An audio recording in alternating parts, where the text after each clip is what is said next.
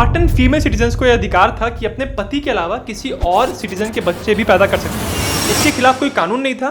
In fact एक से ज्यादा पति होना स्पार्टन औरतों के लिए, स्पार्टन्स के मरने की खबर उनकी बीवियों को दी गई तो उस समय वो एक प्ले देख रही थी और इतनी भयानक न्यूज सुनने के बाद भी उन्होंने प्ले को रोका नहीं, बल्कि आगे जाके उन्होंने, जहां बाकी ग्रीक सिटी स्टेट्स की औरतों से ये एक्सपेक्टेशन होता था कि आपको घर संभालना है, बच्चों को संभालना है, वहां स्पार्टन औरतों से बस एक एक्सपेक्टेशन था। उनका बस ये काम था कि मैंने कुछ दिनों पहले एक वीडियो बनाया था the women who ruled Spartans, और इस वीडियो में मैंने बात की है किंग लियोनाइडस की वाइफ के बारे में, क्योंकि ये वीडियो ज़्यादातर क्वीन गोर्गो के बारे में था।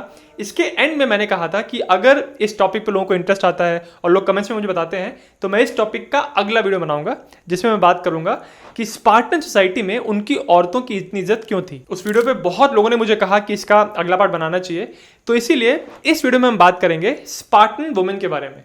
जन्म से लेकर मरने तक उनकी क्या इंपॉर्टेंस होती थी और स्पार्टन कल्चर में उनकी औरतों का इतना अलग दर्जा क्यों था। और एक और बात, ऐसा क्यों था कि स्पार्टन वुमेन ही ऐसी औरतें थी जिनके पास अधिकार था कि वो अपने पति के अलावा किसी और मर्द के बच्चे भी पैदा कर सकती थी। कहानी शुरू होती है एरिस्टोटल से। आपने इस व्यक्ति का नाम बहुत अपनी स्कूल की हिस्ट्री बुक्स में पढ़ा होगा। ये एंशिएंट ग्रीस के एक फिलोसोफर थे और एथेंस में इन्होंने अपने जवानी के बहुत सारे साल गुजारे थे। इन्होंने एथेंस में रहते हुए एंशिएंट ग्रीस के सिटी स्टेट्स के कानूनों के बारे में, वहां की प्रथाओं के बारे में और औरतों के बारे में बहुत कुछ लिखा है। उन्होंने एक बुक लिखी थी जिसका नाम था पॉलिटिक्स, और इस बुक को उन्होंने बहुत सारे भागों में बांटा हुआ था, बुक 1, बुक 2, बुक 3 करके। और इन किताबों में उन्होंने स्पार्टन वुमेन, एथेनियन वुमेन और इन जनरल ग्रीस के सिटी स्टेट्स के बारे में बहुत कुछ लिखा है। आज हमको एंशिएंट ग्रीस के बारे में जो कुछ भी पता है उसमें से बहुत सारी नॉलेज हमको इन्हीं किताबों से मिली है। तो एरिस्टोटल ने अपनी किताब में कहा है कि जैसे बाकी ग्रीस सिटी स्टेट्स में किसी न किसी तरह से आदमी ही राज करते थे, या तो खुद लीडर होगा या फिर एक ग्रुप ऑफ मैन राज करते थे, स्पार्टा में ऐसा नहीं था। स्पार्टा में कहने के लिए तो आदमी राज करते थे, बट इनडायरेक्टली वुमेन वहां पे बहुत बड़ा रोल प्ले करती थी पॉलिटिक्स को चलाने में और रोजमर्रा की जिंदगी को मैनेज करने में। अब ऐसी क्या बात थी स्पार्टन औरतों में कि एरिस्टोटल की ये राय थी कि स्पार्टन औरतें वहां के मर्दों को कंट्रोल कर लेती हैं। इसके बारे में 2 मेन कारण कहे जाते हैं। पहला कारण यह था कि स्पार्टा के अंदर औरतों को यह अधिकार था कि वो अपने एंसेस्ट्रल प्रॉपर्टी यानी अपनी पिता की प्रॉपर्टी को ओन कर सकती हैं, होल्ड कर सकती हैं। एग्जाम्पल के लिए मान लीजिए कोई एक स्पार्टन सिटीजन है, उसके पास एक प्रॉपर्टी है और उसकी मृत्यु हो जाती है और उसकी मृत्यु तक उसका कोई बेटा नहीं है, कोई लीगल बेटा नहीं है और उसकी एक बेटी है, तो उसके मरने के बाद उसकी बेटी के पास यह अधिकार होगा कि वो अपने पिता की प्रॉपर्टी को ले सके, उसको ओन कर सके, उसको मैनेज कर सके। ये एक बहुत ही बड़ी बात थी उस समय के ग्रीस के लिए, क्योंकि जो बाकी सिटी स्टेट्स थे उनके पास, उनकी औरतों के पास अधिकार नहीं था। वहां पे बस इतना सिस्टम था कि अगर कोई मेल सिटीजन मरता है, उसकी जो प्रॉपर्टी है, उसका कोई बेटा नहीं है अगर, तो उसकी बेटी को सिर्फ तब तक मिलेगी जब तक उसकी बेटी वो प्रॉपर्टी किसी और आदमी को अपने परिवार में ट्रांसफर नहीं कर देती। तो बेसिकली जो औरतें होती थी बाकी ग्रीस सिटी स्टेट्स में, वो एक तरह से बस एक जरिया होती थी प्रॉपर्टी को एक मर्द से दूसरे मर्द तक पहुंचाने का।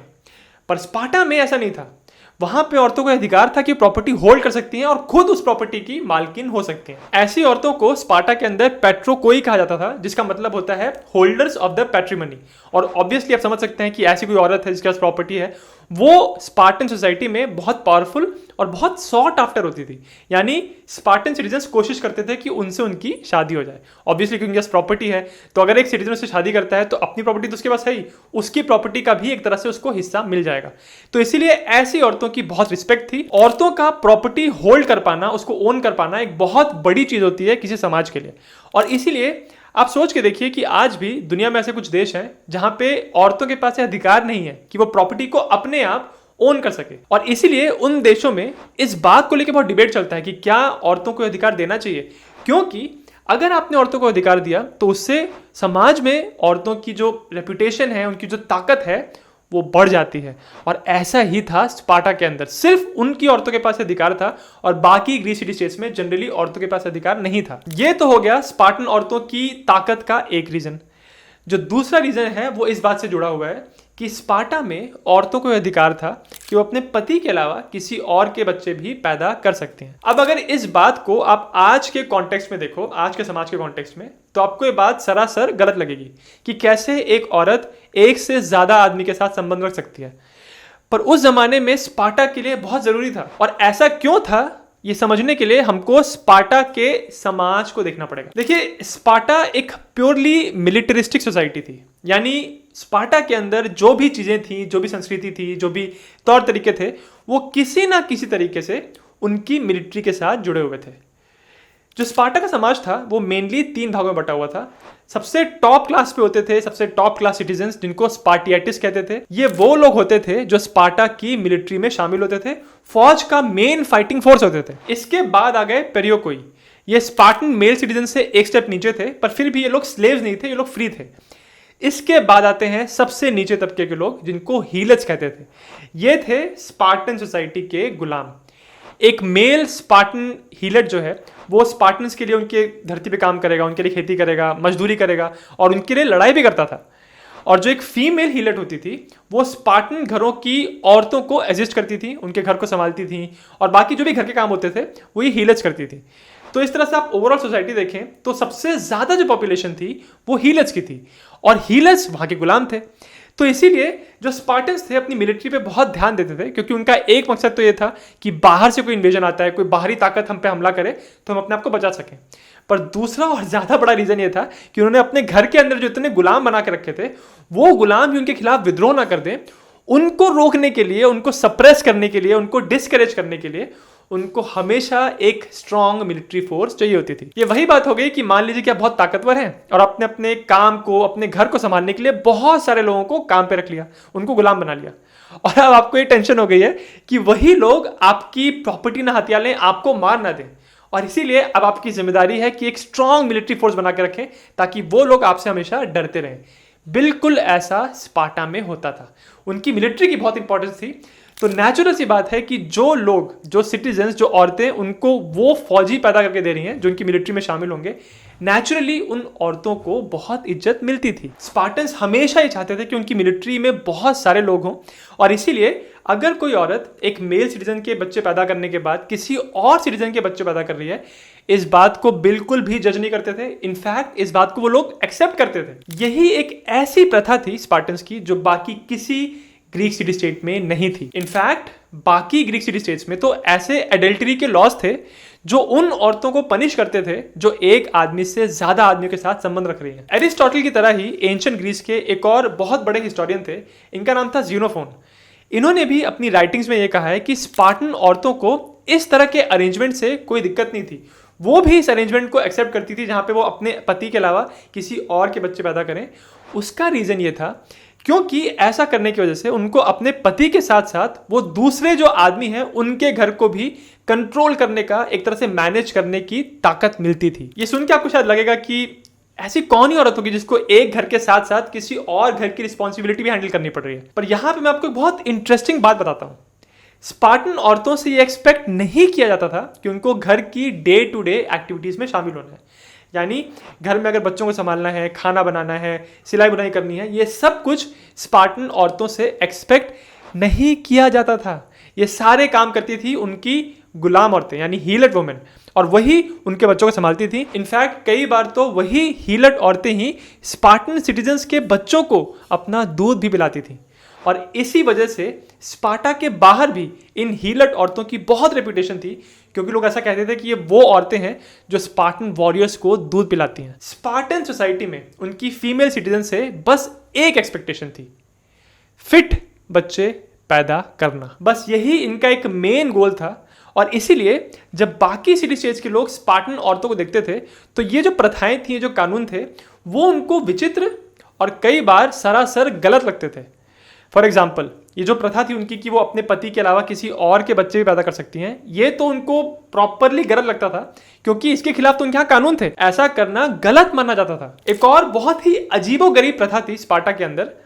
जब वहां पे कोई फेस्टिवल होते थे, अच्छा स्पार्टन्स बहुत रिलीजियस थे तो इन फेस्टिवल्स को बहुत धूमधाम से मनाते थे, और कुछ फेस्टिवल्स के दौरान स्पार्टन औरतों को यह अधिकार होता था कि ऐसा कोई भी स्पार्टन मेल सिटीजन है जिसकी उम्र हो गई और शादी नहीं की उसने, तो पब्लिकली सब लोगों के सामने उनकी बेइज्जती करेंगे, उनका मजाक उड़ाएंगे, उनके ऊपर हंसेंगे।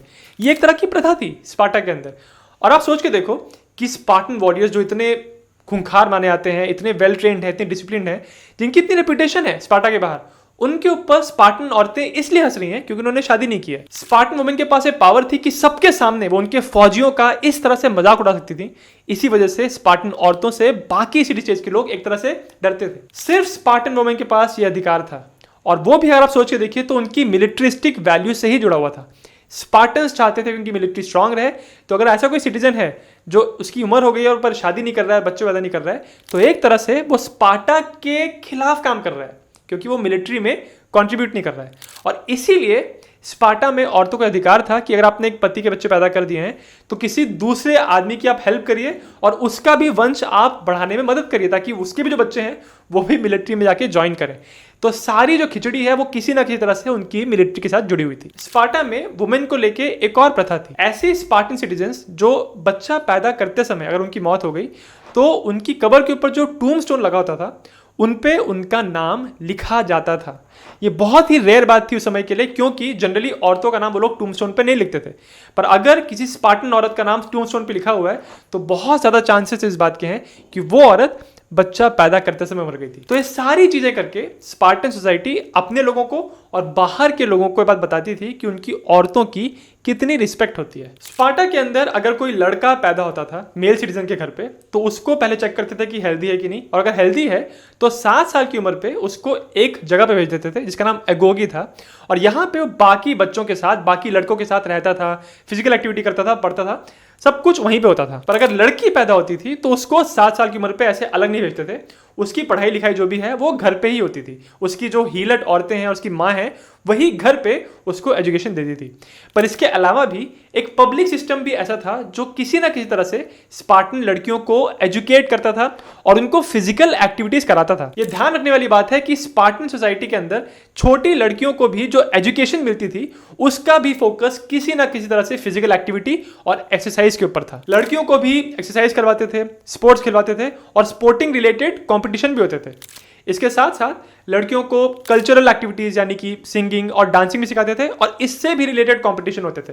और इन कॉम्पिटिशन्स में जो लड़कियां जीतती थीं फिर उनको स्पार्टा से बाहर किसी दूसरे इवेंट में पार्टिसिपेट करने के लिए लोग भेजते थे, ये दिखाने के लिए कि स्पार्टा के अंदर सिर्फ मिलिट्री नहीं, कल्चरल भी बहुत सारी वैल्यूज हैं। आप सोच के देखो कि स्पार्टा की मिलिट्री के अंदर उनकी औरतों को भर्ती नहीं करते थे, वो लोग डायरेक्टली इन्वॉल्व नहीं होते थे, पर फिर भी स्पार्टन सोसाइटी में स्पार्टन लड़कियों की फिजिकल एजुकेशन, उनकी एक्सरसाइज और उनके स्पोर्टिंग इवेंट्स को लेके बहुत इंपॉर्टेंस दी जाती थी। ऐसा क्यों था?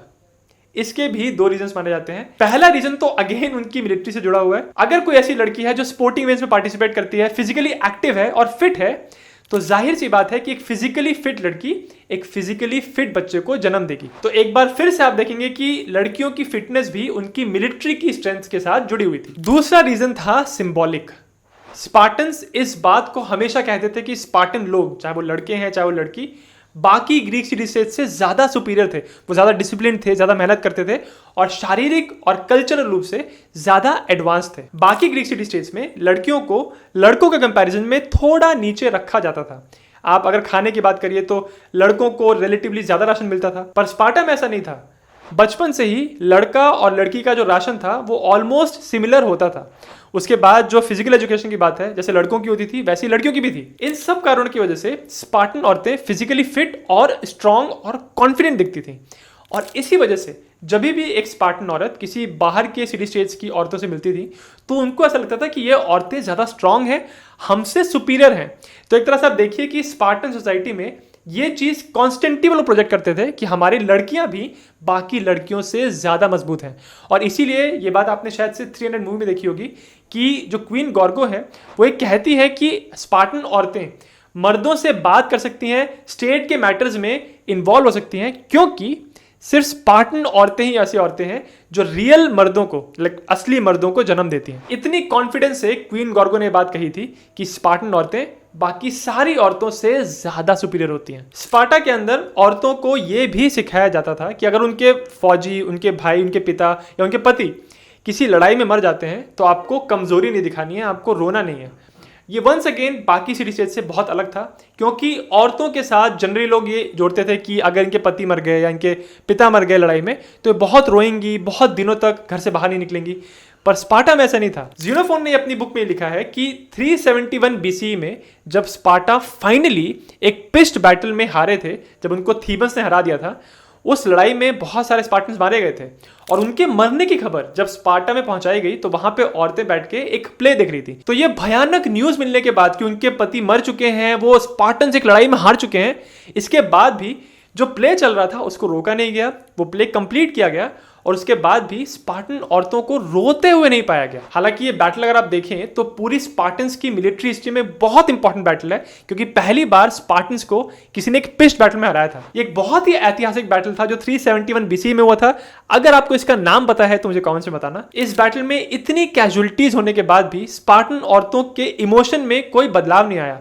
ऑन द कॉन्ट्रेरी, ऐसा कहा जाता है कि इसके बाद वो लोग नाच गाना कर रहे थे, इस चीज को सेलिब्रेट कर रहे थे कि हमारे लोग कैसे वीर गति को प्राप्त हो गए। तो इस तरह से आप देख सकते हैं कि कुछ कल्चरल भी ऐसी चीजें थी जो स्पार्टन स्ट्रेंथ को बाकी दुनिया के सामने प्रोजेक्ट करती थी। जहां बाकी सिटी स्टेट्स में लड़कियों की शादी जनरली 14, 15, 16 की उम्र में कर दी जाती थी, स्पार्टन औरतों की शादी 17, 18 के बाद होती थी। डेटिंग का रिवाज नहीं था। अगर कोई ऐसी लड़की है जो शादी के लायक हो गई है तो उसको डायरेक्टली कोई अप्रोच नहीं करता था, उसके पिता को ऐसा मेल सिटीजन जो खुद अब शादी के लायक हो गया है वो अप्रोच करता था, या फिर उस सिटीजन के कोई रिप्रेजेंटेटिव उसके पिता को अप्रोच करते थे। और अगर ऐसी कोई स्पार्टन फीमेल सिटीजन है जिसके पिता नहीं है और उसके पास प्रॉपर्टी है तो उसकी शादी की जिम्मेदारी स्पार्टन किंग के पास होती थी। शादी होने के भी तुरंत बाद वहां की औरतें अपने पतियों के साथ नहीं रहती थी। उसका रीजन ये था कि स्पार्टा में एक कानून था आदमियों को लेके कि आपको 30 साल की उम्र तक बैरक्स में रहना है अपने बाकी स्पार्टन साथियों के साथ। अब शादी तो आपकी 20s में हो गई है, पर 30 साल तक आप बैरक के बाहर नहीं रह सकते। इसीलिए शादी करने के बाद भी आपको छुप छुप के अपनी बीवी से मिलना पड़ता था। इसीलिए स्पार्टा के अंदर ये बहुत कॉमन था कि एक स्पार्टन मेल सिटीजन के कुछ बच्चे हो चुके हैं और उसके बाद पहली बार उसने अपनी बीवी को दिन के उजाले में देखा, क्योंकि 30 साल तक तो वो अपनी बीवी से रात के अंधेरे में छुप छुप के ही मिलता था। इन सारी बातों से आप ये समझ सकते हैं कि स्पार्टन सोसाइटी में उनकी औरतों को बाकी सिटी स्टेट्स के कंपैरिजन में ज्यादा तवज्जो मिलती थी और उनकी राय को इंपॉर्टेंट माना जाता था। स्पार्टन किंग लियोनाइडस जब थर्मोपिली की लड़ाई में अपनी आर्मी को भेजने की बात कर रहे थे, उसमें भी उन्होंने अपनी पत्नी गॉर्गो की राय ली थी। क्वीन गॉर्गो की भी एक बहुत ही दिलचस्प पर्सनैलिटी थी, उनके बारे में मैंने एक अलग सी वीडियो में बात की है, लिंक डिस्क्रिप्शन में है। इस वीडियो को बनाने के लिए मैंने ज़्यादातर रिसर्च एक बुक से की है जिसका नाम है द स्पार्टन्स। उस बुक का लिंक भी इस वीडियो के डिस्क्रिप्शन में है। और अगर आपको वीडियो अच्छा लगा तो मेरे चैनल जिज्ञासियम को सब्सक्राइब जरूर करें।